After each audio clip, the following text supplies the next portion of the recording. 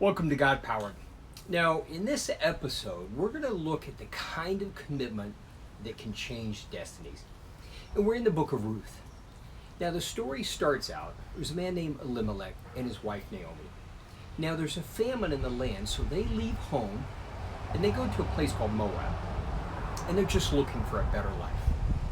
Now, Elimelech dies, and sometime later, both of their sons die. We don't know the circumstances, we don't know what happened, but at this point, Naomi is lost everything. And is now, she's a hurting and broken woman. It's just her and her two daughters-in-law. See, their sons have married two local women from Moab, Orpah and Ruth. And at this point, Naomi hears that things are better back home, and so she decides to return. On a side note, when you're hurting and broken, going home is almost always the best idea. So as Naomi makes this decision, she comes to a realization, and that realization is, as much as she loves Orpah and Ruth, and we'll see it's obvious she does love them, but as much as she loves them, she has nothing to offer them. And so she tells them, she blesses them, and then she tries to send them home to their families. She wants them to have a good life, so go back home to your families. And so Orpah kisses her and takes her advice and returns. But Ruth does something different. Now, before we look at this profound commitment she makes, we need to notice something. Ruth didn't have a promise from God. She didn't have instructions. She didn't have a dream where God told her what to do. But she just made a commitment, and not just a commitment, a profound commitment. What she says to Ruth is, "No, I'm not leaving. Where you go, I'll go. Where you live, I'll live. Your people will be my people.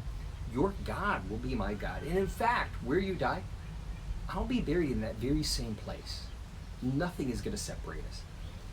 Now, that commitment, as profound as it is, we also need to recognize that Ruth understood the potential cost that went with that commitment.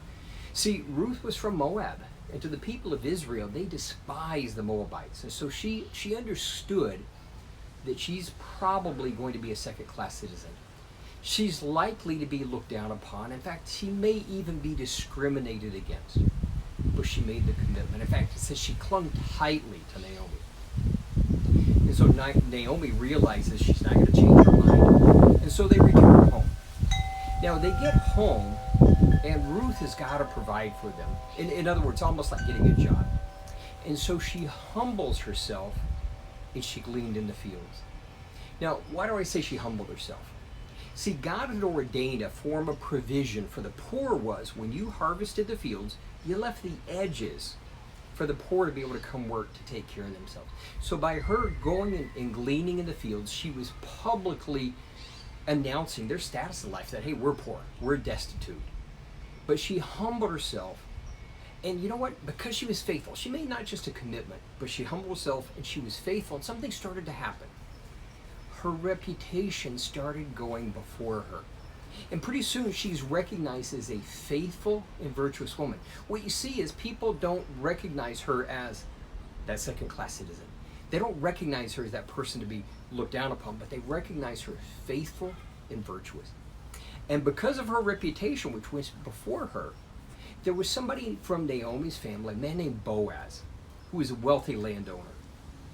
Now, I'm going to keep the story short, but basically, because her reputation goes before her, she winds up marrying Boaz and having her and Naomi's life completely transformed.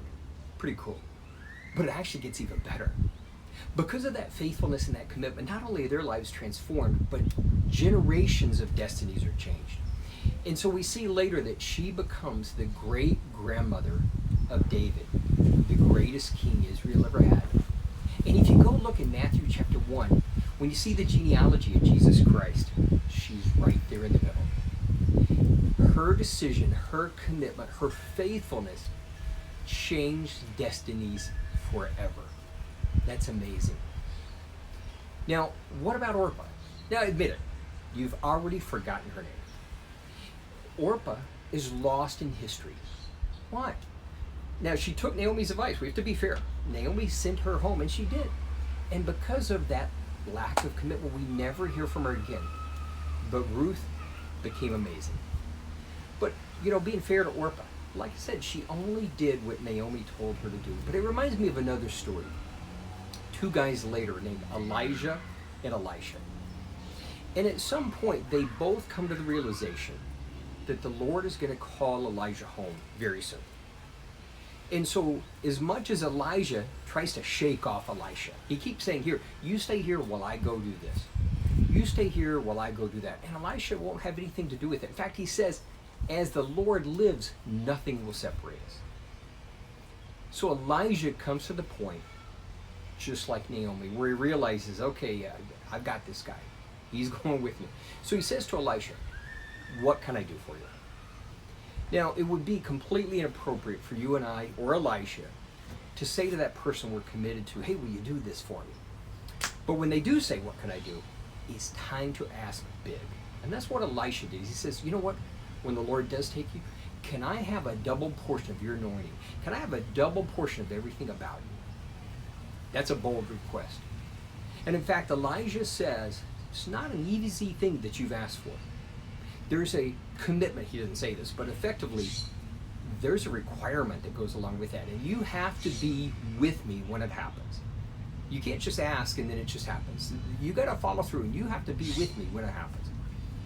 And so later, when Elijah was taken up in a chariot of fire, Elisha was right there with him, and he received that double portion anointing. See, Ruth and Elisha had the kind of commitment that could change destinies.